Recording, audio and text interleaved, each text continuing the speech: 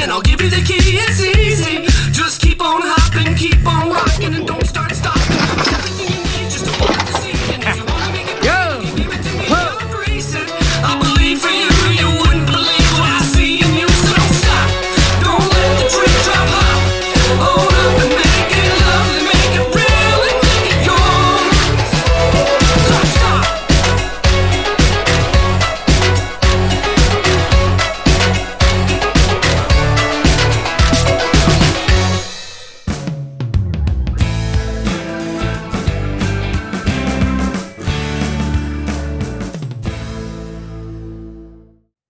All right, Austin, I'm excited to have you joining me again on my show. This is the second time. You're one of my favorites to learn from personally, as well as just one of my favorite people in the fitness industry in general. So I'm really excited to have you back on the show.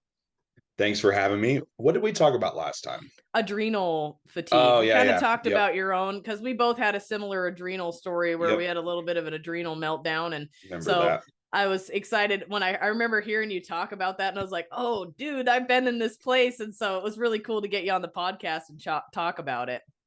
Well, you and me and everyone else that doesn't realize that they have a problem. Yeah. Yeah. I mean, we were probably fortunate because we realized and we're able to jump in. And then it's funny now, like retrospectively looking at it. I mean, for me, it's been like 5 years since I had that problem, and I've been meticulous about taking care of myself. But people think that all of a sudden I'm just doing good and they wish they could be like me. And it's funny, you have clients onboarding with you and they think this journey is going to take forever, right? And it's like, whoa, listen, I've been through this. It takes a long time to get everything back.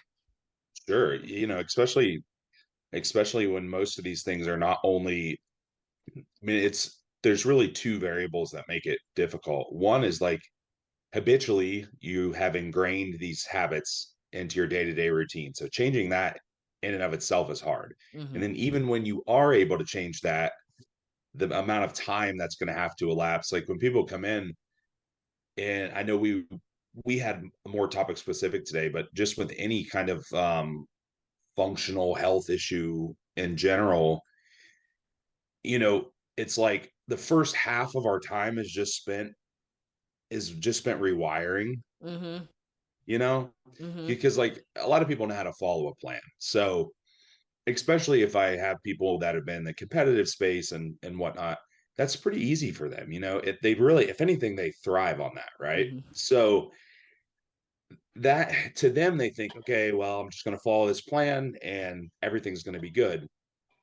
But the fact of the matter is, they're not bought into the plan. They're doing it, but they hate it, and they're very unhappy, and there's just this like low to moderate grade drip of stress coming down on you constantly until they can finally come to terms with it and realize this is like a permanent thing, Mm-hmm. right?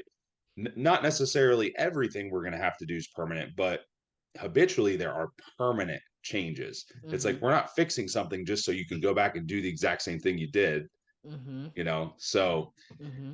that's where it's difficult. How long will this take? I'm like, well, how long is it going to take you to buy into the process and do all the things you need to do? And then we can tack on and like all this extra time on top of that. Mm-hmm.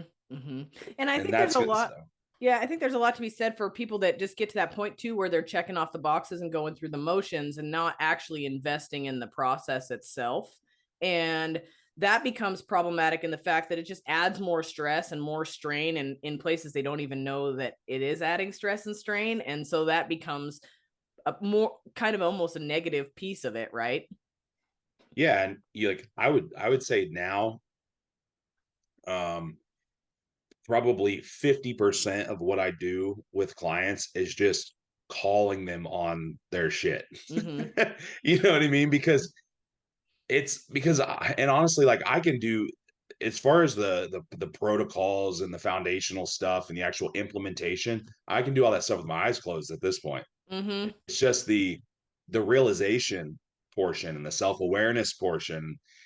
That's where things are difficult, and there's no one size fits all, and there's no script for that. So, I'm having to find a way to break through, Mm-hmm. right? Mm-hmm.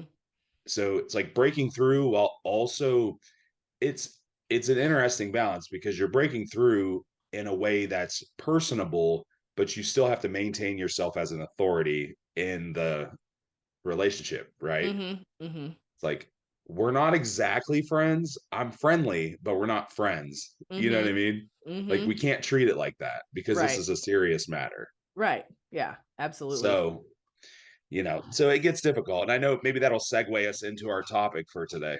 100%. So, you are part 4 of my little bodybuilding series I was doing. I went ahead and brought it back because I kind of stepped away from bodybuilding a little bit because it didn't necessarily align with some of the things I was doing in my business. And I'm sure you can relate with this wholeheartedly when you're working on these functional health cases and you're working on people's mindset. And a lot of bodybuilding can actually kind of contribute to a lot of this dysfunction you're working with. Sure. So it makes it sometimes hard to be like, okay, how do I want to approach this?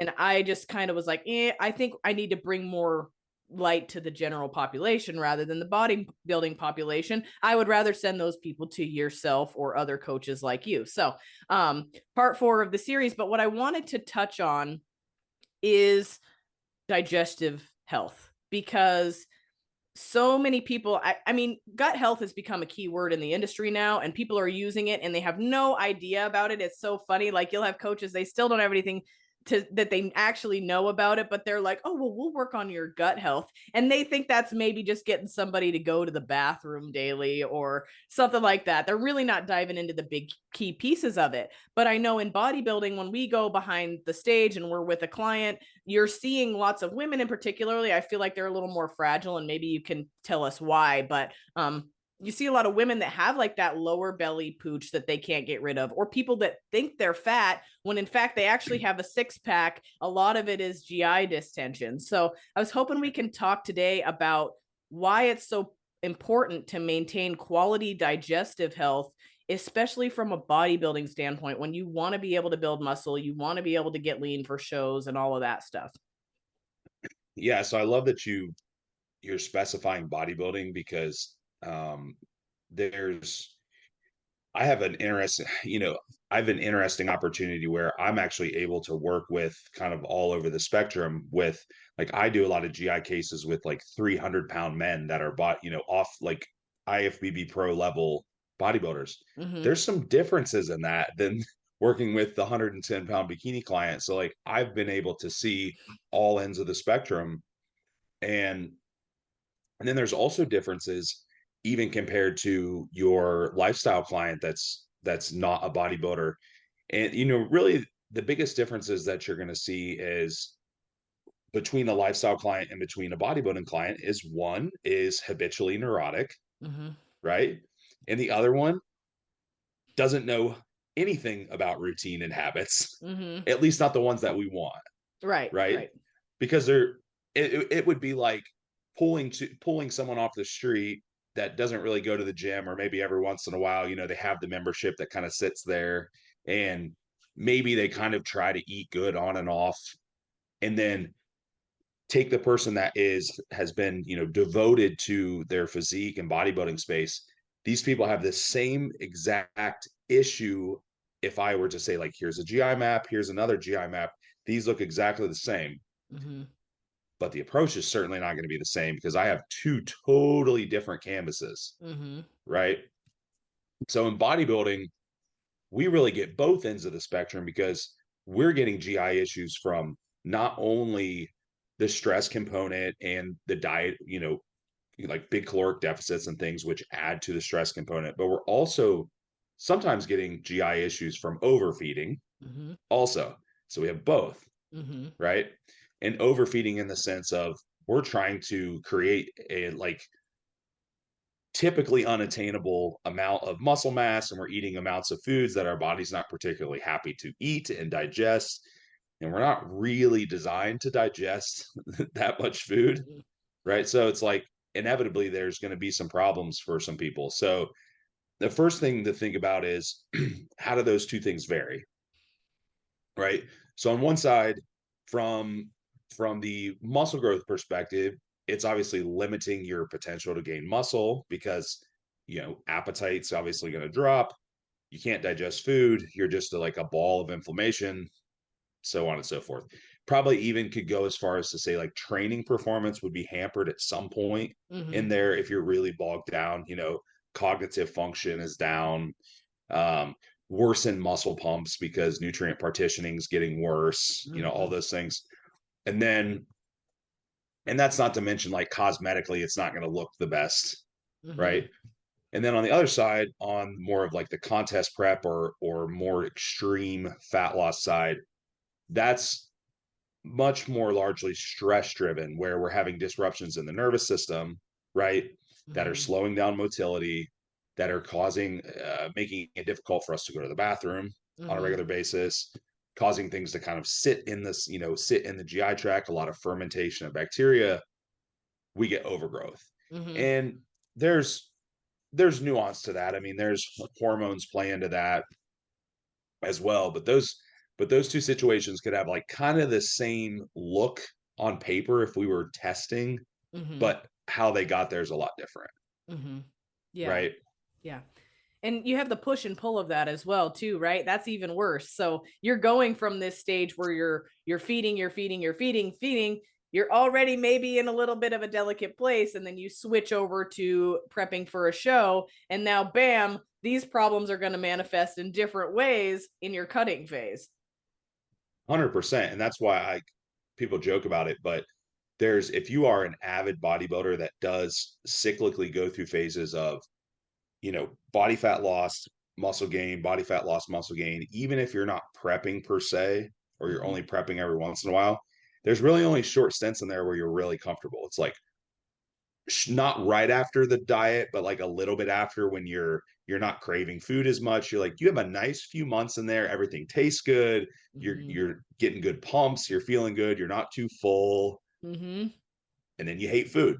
Yep. Right. Or on the flip side of that, a lot of people feel really good when they start a fat loss phase for a while, right? Because some of that inflammation's coming off, regaining the insulin sensitivity, you start to get better pumps, perhaps, in some people, not as bogged down, appetite is better. You're not into the phase where you're like wanting to eat everything yet, right?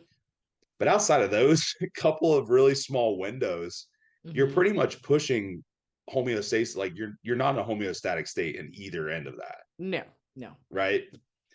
So inevitably, if you're spending too much time doing one or the other, then you're going to have a problem. And I did another podcast on GI recently, and one of the clips that they pulled off there, which I thought was really good, was I was talking about stress as a contributor to the GI issues because of how it affects your nervous system, primarily how it affects your hormones. The thing that people forget, and this is exactly what I said on that show, is that physiologically, all women are designed pretty much the same. All men are designed pretty much the same. We have genetics in there, right? That can determine like how well we metabolize things, and some variances on like how we metabolize hormones and drugs, like even prescription drugs, and how we react to caffeine and like everything, right? But by and large, we all have the same stuff. Right. Like all women have the same stuff. All men have the same stuff as far as what it does in the body. Right. So if we think about that, so does everyone else that's walking around on the street that's never been to the gym. So when they have job, relationship, whatever stressors they have in their life, we have that stuff too. Yes. Plus, we're beating the crap out of ourselves in the gym, and we're doing extreme nutritional approaches, either up or down. So like, why are we so special? Yeah. And of course, some of our habits do help us. We probably are a little more conscious of things like sleep, a little more like our nutrition quality is better, so we have more micronutrition. But by and large, we're not immune to stress. It's like, if anything, we have more stress than those people. Right. Well, so this is a great segue. You brought up the nutrition thing. So yes, we can start here, because yes, we are more nutritionally aware as 100%. people that are in fitness. However, how many times have you seen that negatively affect the microbiome because of the consumption of the same foods over and over again? Yep. You know, one of the biggest things that I've done with GI cases over the last several years, like last few years especially, is my approaches have gotten a little bit simpler as far as correction, but I've had a lot more focus on like food variety within the protocols and not doing anything. There are cases where if it's really severe, I do have to kind of be a little restrictive at first because I need to be able to see some kind of Right. pattern, Right. right? I need to, like, if we have too many variables moving around, it's difficult. Mm-hmm. But as a whole, food variety is a super powerful tool because, you know, if we're just eating two types of proteins and like one starch, like rice, right? Like what everyone eats, Mm-hmm. rice-based carbs, and no fruit and like maybe a vegetable. We're getting zero microbiome diversity from Mm-hmm. that at all, you know. Mm-hmm. And not only that, but we're missing micronutrition, so on and so forth. So food variety is huge. I try to keep as much variety in the diets when I'm doing those, you know, working with GI cases within reason, of course. Mm-hmm. But but there's no reason that I can't have a client that has like a couple of different fruit options in a meal and a couple of different, you know, vegetable options and starches and so on and so forth. And I tell them that part of the plan is they have to rotate them. Mm-hmm. That Mm-hmm. is like a requirement in the Mm-hmm. plan. You don't have to rotate them every day necessarily because people do they mass prep their food and stuff, but Yeah. maybe once a week or here and there, just like let's switch to this week, switch to this week.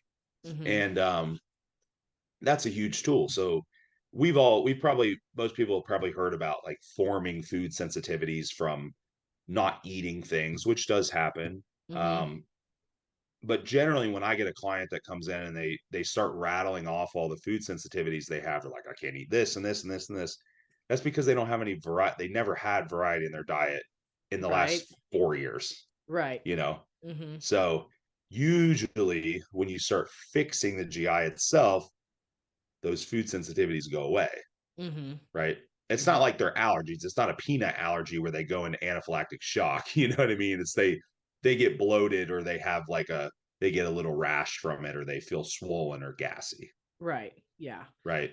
So I just have a question for you. So let's talk about micronutrient diversity then. So are you in, I mean, I think what a lot of people don't realize, and you may or may not agree with this, but I think what a lot of people don't realize is you don't have to do crazy amounts of diversity either. It could be something little, like it could be putting a little bit of fresh cilantro on your meal, you know, or like little sprinkles of different things here and there. It doesn't have to be, oh, you've got to eat a whole, I don't know, let's just come up with something like the jicama root or, you know, like something Yeah, random. It doesn't have to be a whole fennel bowl. yeah. Like it could be some introduction of something in small amounts over the course of time that you hardly even notice, but your microbiome actually thrives on that.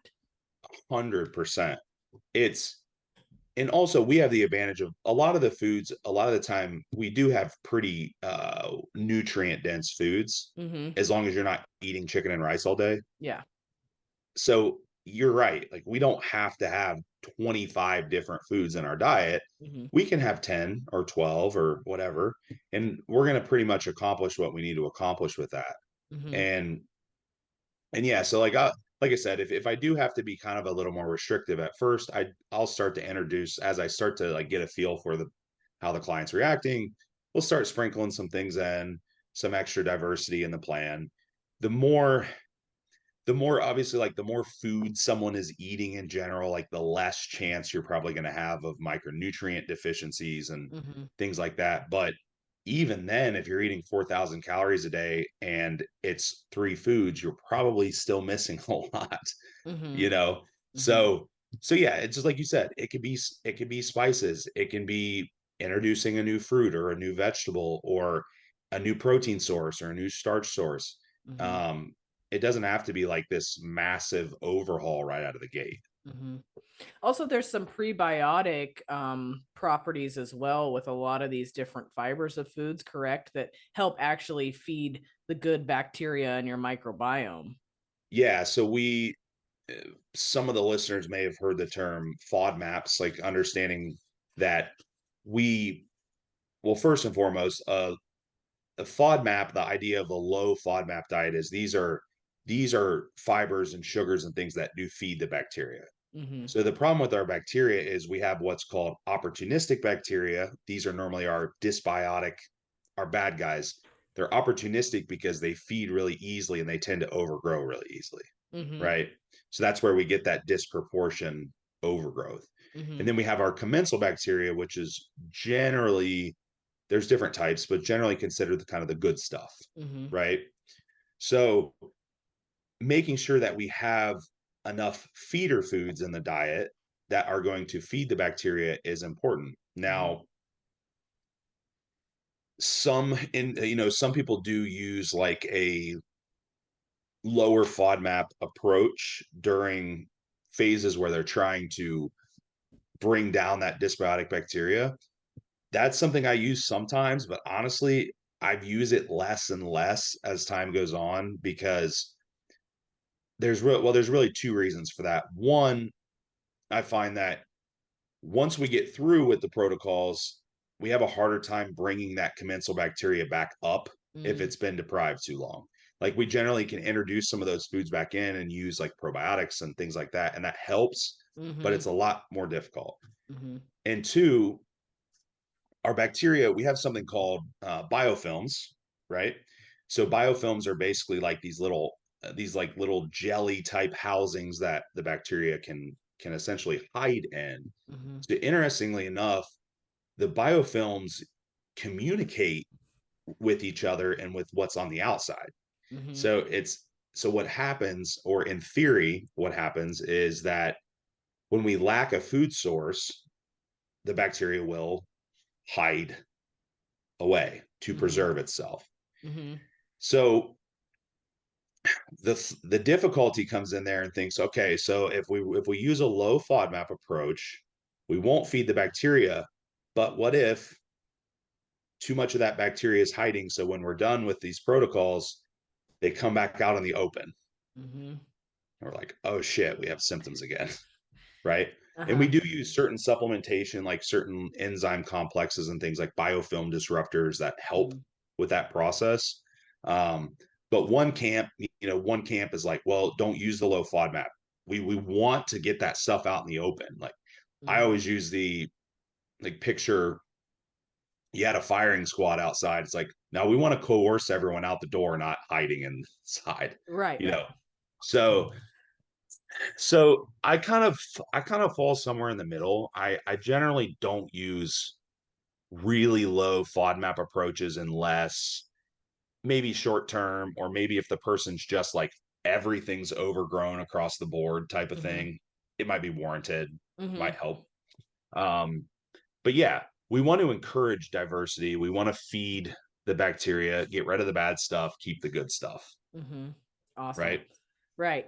So let's kind of let this flow now. So we'll just use a 212 bodybuilder as a example here, okay? So in the off season, they're feeding up really really high. They're trying to gain size, they're trying to utilize nutrients.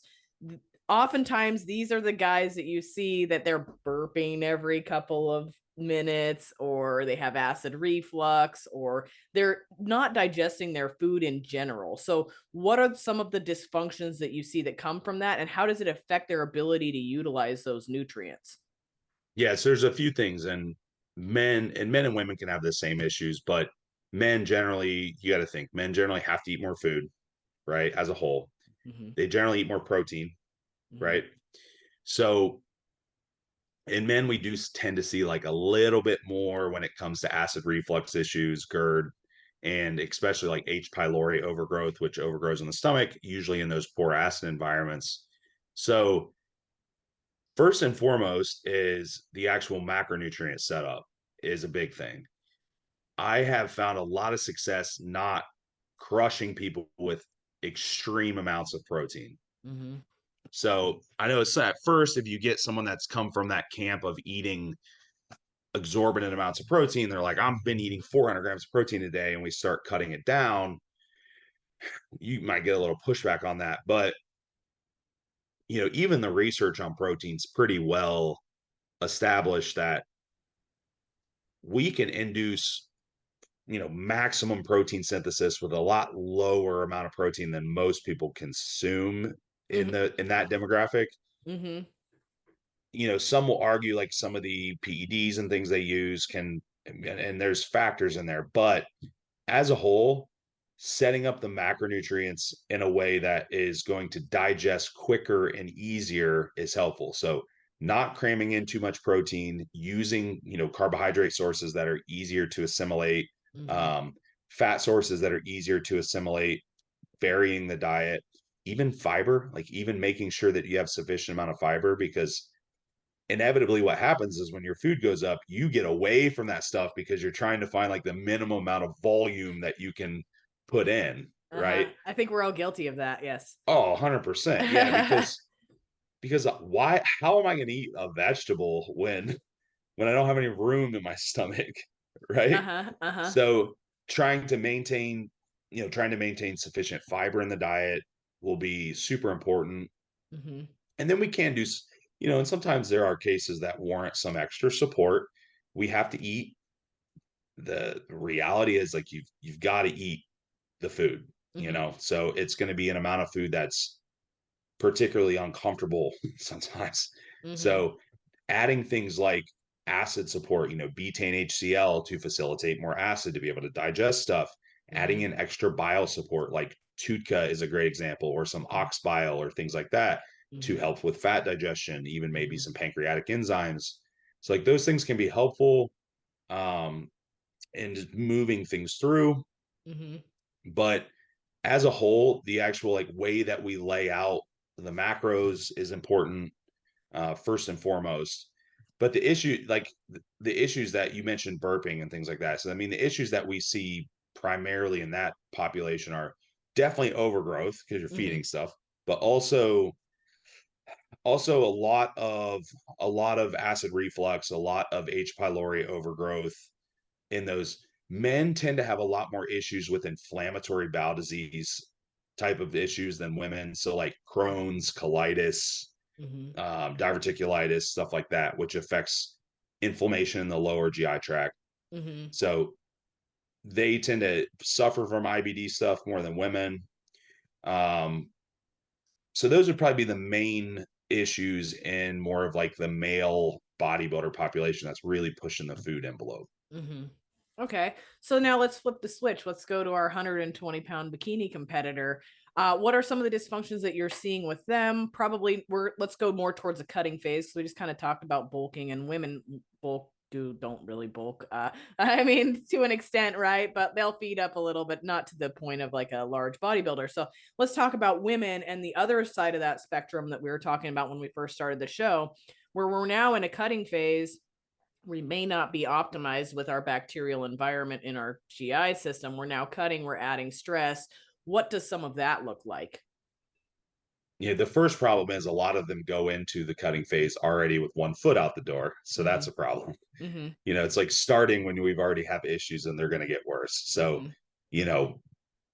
understanding that the success in the diet really starts before the diet, obviously.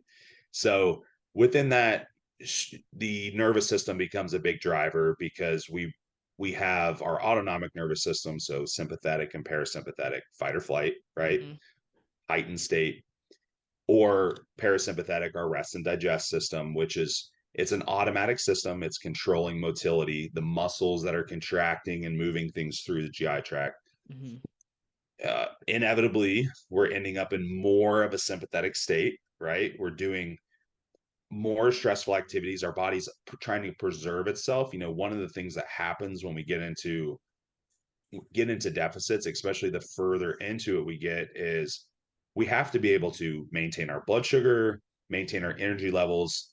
So the body will compensate via the adrenal glands by pumping out adrenaline and pumping out dopamine and stuff. So we're ending up in this sympathetic state a lot longer. And then of course, add 1,000 milligrams of caffeine on top of that, and there you go. So we've been there, yeah. Right. So motility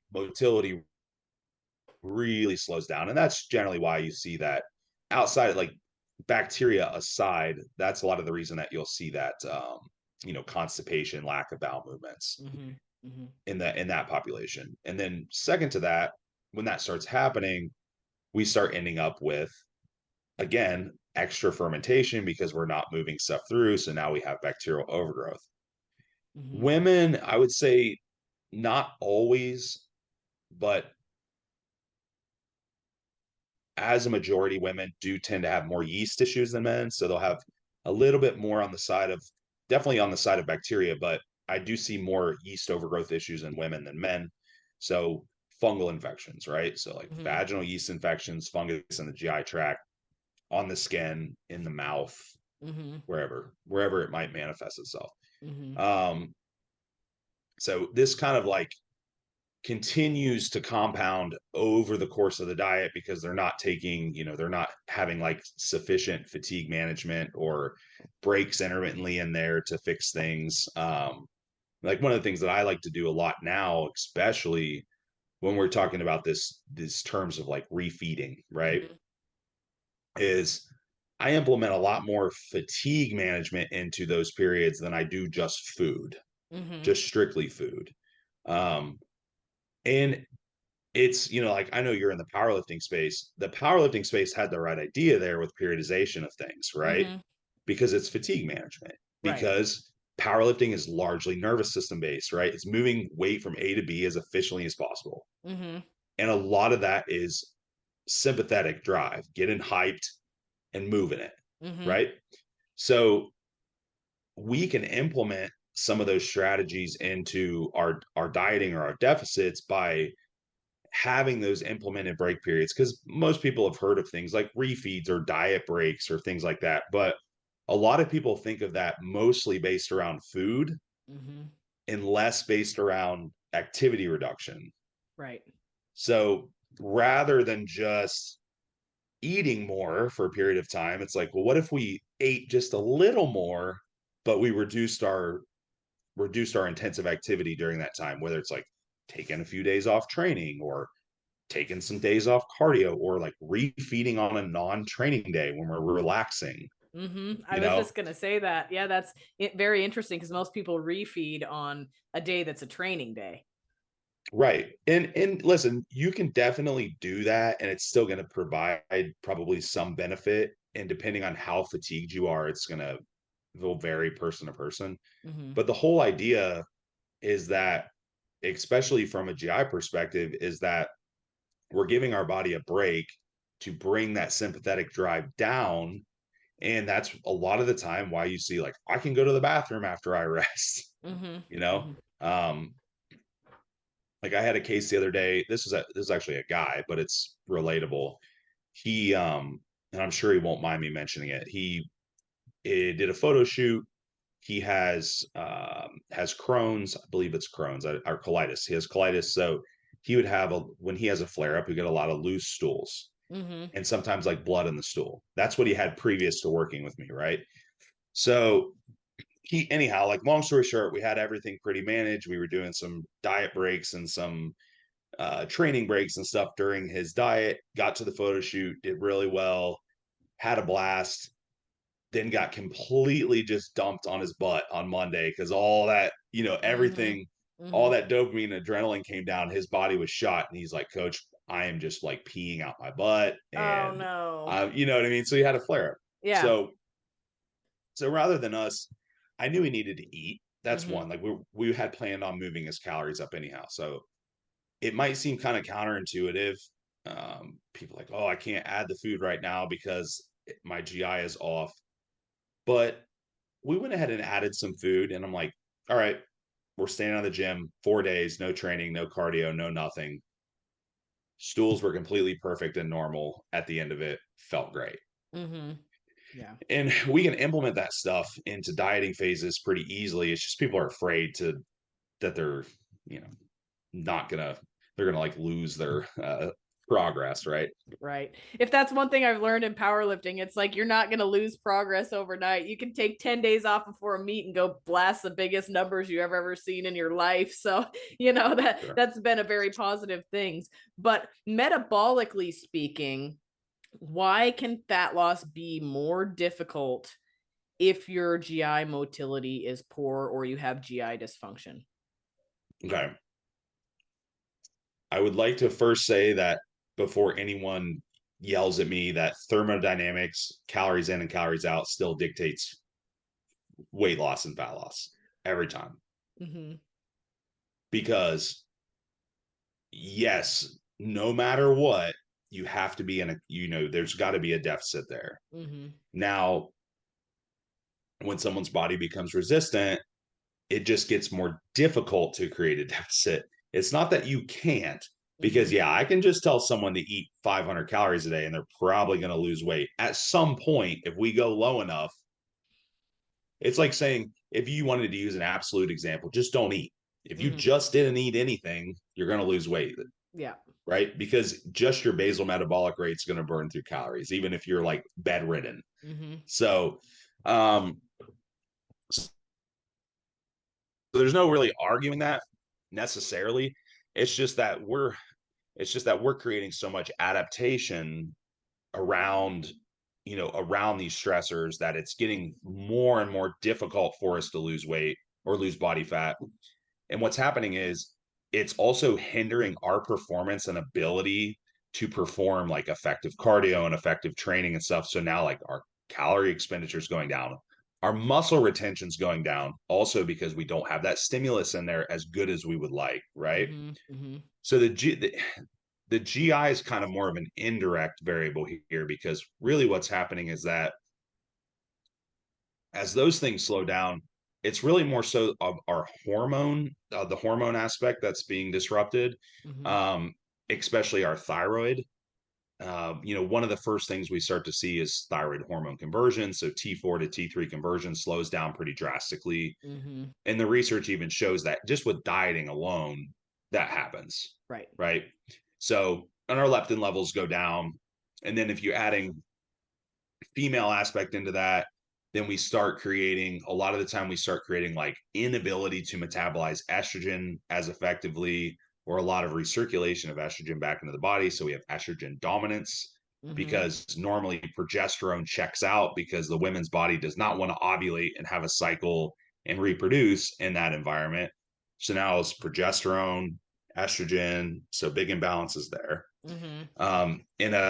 In a natural female, their testosterone levels will probably drop at some point in there. So of course, performance, muscle retention, yada yada yada, is Mm-hmm. going to go out the window. Um, so it's not that the GI necessarily is directly making it impossible for you to lose weight. It's just that you're going to have to push harder to do it. And also the ratio of muscle, or lean body mass to fat mass loss, is probably going to get less and less favorable at some point. Right. Yeah. So, and on top of that, I think a lot of people don't realize now the thyroid also elicits some of our acidic production in our stomach, correct? So, if Yeah. we are down regulating that process, we could also be dealing with a vicious cycle when it comes to fat loss. The thyroid's pretty powerful in this sense. I mean, a lot of people know the thyroid, they think of metabolism because it's kind of a regulator of metabolic processes, but Mm-hmm. the thyroid regulates pretty much anything in your body that recycles or detoxifies, Mm-hmm.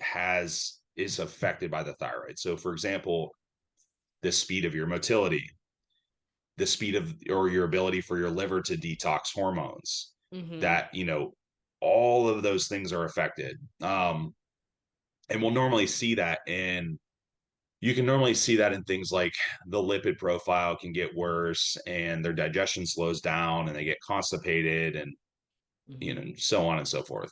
um I've seen it to pretty minor degrees to a lot more drastic degrees.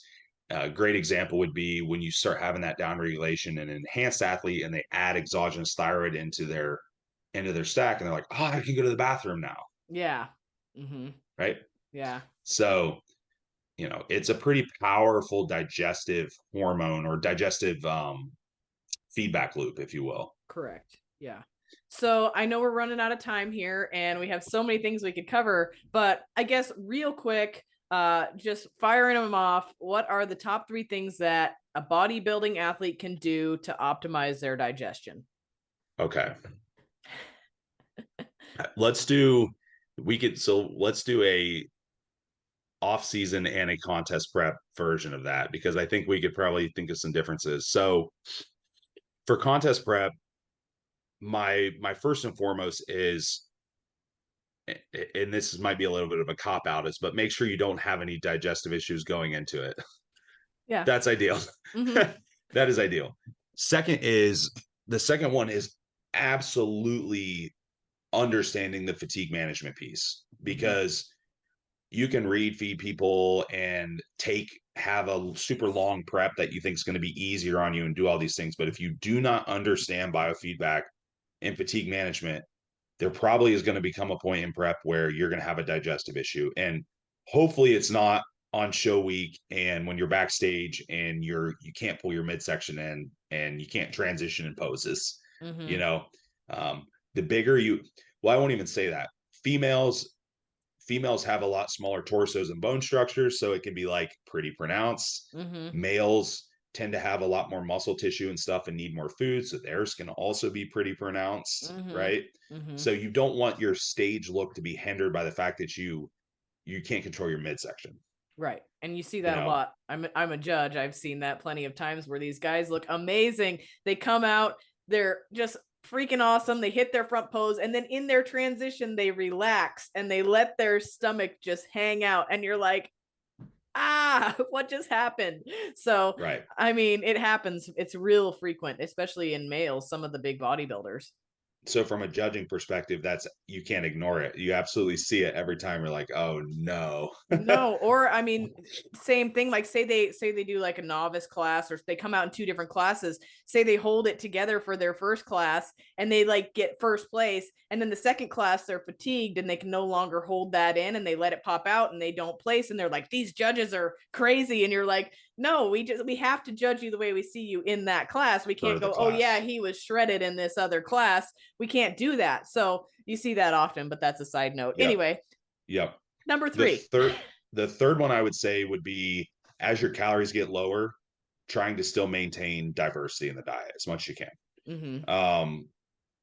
It does get difficult at some point, and obviously you probably don't want to waste. You're like, I don't want to waste calories on things that are going to be very calorically dense. Of course, yeah. I get that totally, but trying to make sure that you maintain enough diversity within the diet without just resorting to doing like purely volume eating where you're pounding down 3 pounds of broccoli per meal. Mm-hmm. Right. Yeah. So managing food volume is important, and managing diversity in the diet is important, because a lot of people have done it. I mean, I've done it. We've all done it. You get low enough calories, you're going to figure out a way to make the meal bigger to try to make yourself feel full. Yep. And there is a point of diminishing returns there for sure. Yeah. I think we've all been there. Like you ate a whole pan of asparagus because that's all you could eat. Sure. I get it. Yeah. I totally understand. Yeah. Okay. So bulking side. So bulking side, the one that's going to be the same as on that one is the food diversity. As food gets high enough, trying to maintain, nutrient diversity, both from the aspect of feeding the bacteria, but also from the micronutrient side of things. Mm-hmm. So a good habit is really just set the tone at the beginning of the phase and try to include as much diversity as you can. Mm-hmm. And then if you are getting to a point where volume is becoming an issue, you can do things like, doing for even like fruit smoothies and blending some things and doing stuff like that. It's not something I would necessarily resort to all the time, mm-hmm. but these are ways that you can do it. And I will say that if you stick to it, especially if you're sticking to fruits and vegetables in the diet, the fiber in and of itself will make a huge difference in your ability to eat and digest food. Mm-hmm. That's not to say that you need 100 grams of fiber a day, because then you're going to be bloated. Right. But don't eat 15 grams of fiber when you're eating 4,000 calories. Mm-hmm. Yeah. Right. So that's super important. The other thing on on the growth side of things is I'd probably have to say just having a real basic knowledge of some basic supplemental support. I mentioned a few earlier in here, some other honorable mentions from the GI lining and inflammation side of things would be perhaps glutamine and zinc carnosine. Those would be really easy ones a lot of people are familiar with. They'll help with just the integrity of the mucus lining and the GI tract, trying to keep the inflammation in check, trying to keep the mucus lining that traps pathogens and houses your immune system intact throughout that process. So some basic supplemental support can definitely be helpful. What you don't want to do is just start throwing a bunch of stuff at it, like random probiotics and all kinds of stuff, if you don't know what you're looking at. Okay. Yeah, just don't do that. Yeah. Third and final one on the growth side. Okay, I'll give you one. So another one is like reverse engineering diet breaks. So one thing that I do in there, instead of a diet break during a fat loss phase or a refeed where you add food, you can take intermittent breaks where you reduce food in a growth phase. And I'm not talking full on, mini cut or deficit. I'm talking just, it's okay every once in a while to have a day or even a week where you let your digestion rest. Okay. Sometimes I'll do things like we'll implement a short fast in there. Quick reset, in and out, bam, done. Everything feels good. That's an option. That's an option. Another option would just be like running a week at closer to maintenance calories or just below maintenance calories. It's going to be so close to, you're so close to maintenance that lose anything. It's not like you're losing progress. You're just allowing your digestion to rest a little bit so you can continue eating. Because the way I think about it is, if I have to every once in a while take a little break and I can extend my growth phase out by another 2 months, what's a few days? Right. Within the grand scheme of that? Because generally what cuts a growth phase short is you get too fat or you just can't even eat enough to continue. And you really don't want it to be that one. No. Because it sucks. It sucks when, and I've been there. I've been to points where I'm like, man, I really could keep going because I still am in good enough shape, but I just can't eat anymore. Right. So hopefully you're not having to prematurely cut your growth phases short simply from the fact that you just can't put down any more food. Right. So, and then that leads down other rabbit holes, right? Where you start eating crap because you're just trying to get the calories in. And then that doesn't help with digestion and all the other things, inflammation. Yep. So point of diminishing returns, Yep. Can you go that route? You can do that very sparingly. But eating those really calorically dense processed foods, it can help in like very sparing instances. But if that's what you're trying to do to get it down, you're going to shoot yourself in the foot. Yep. 100%. Well, we could talk about this for hours. There's so many amazing things. I know you have so many other people you need to help today. So if people want to find you, where do they do that? Yeah. Easiest place. So social media, Instagram is Austin ST number 8. If you go to my bio, there's a link tree in there. So the link tree will link you over to my Facebook page, my YouTube page, my email's in the bio. If you want to inquire about any services, email's best for that. So pretty much if you can get to the bio, you can find all the other stuff. Well, maybe I'll just post your link in bio in the podcast notes as well. Yeah, just like post the link tree and a little screenshot of the bio, and you can find the rest from there. Well, I'll put all that in the show notes. As always, it's been a pleasure, Austin. Thanks so much for spending time with us today. Thank you.